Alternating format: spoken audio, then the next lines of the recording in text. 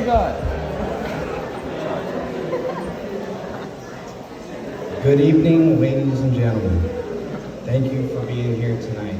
I know some of you have traveled a far distance to be here, and we appreciate you being here for Christophe and being here for our family and making the trip. So, I never thought that Christophe would be getting married before I was. As a matter of fact, I didn't even think I was supposed to be giving a speech tonight. You see, when Christophe asked me to be the best man like a few months ago, It wasn't my fault.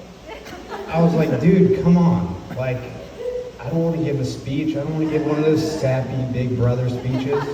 He was like, don't worry about it, man. It's going to be at the reception. There's just going to be a couple people. It's all fine. So yesterday morning, I was like, hey, man, specifically, when am I speaking tonight? And he's like, dude, you're speaking at the wedding tomorrow. Such a classic move. At any rate, this isn't about me. This is about Christophe. So most of our family knows him as Froggy. I think that was because he was always jumping around. But after I did a little research, I learned that Froggy is actually a derogatory term for a French person. Oh, no. It's not Speaking wrong. of French people, You're French too. my mother calls him Apple. And I thought that was because he was the apple of her eye. But I think it was more like a thorn in her side.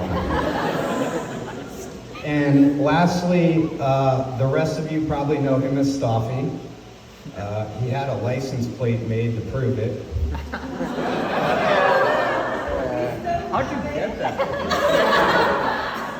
I kept it. So there are countless stories that I could share with you about growing up as a child with Christophe, with a younger brother. But the story that stands out to me that kind of represents our childhood was, so Christophe would follow me and my friends like Gary over here around the neighborhood, and he wouldn't leave us alone. So we decided to tie his hands behind his back to a tree at a busy intersection of Stonebriar and Lauderdale. And so, like, as cars were driving by, we were teasing him in his face, like, hey, you can't follow us anymore, you can't follow us anymore. And so, like, as I saw him squirming up against the tree, his face, he was very upset, it emboldened me to, like, get closer.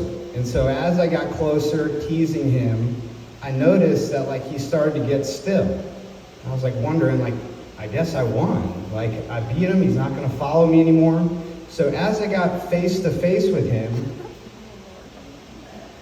I realized that he actually was not, I actually had not won. So I got close to him and he punched me square in the face. He gave me a black eye.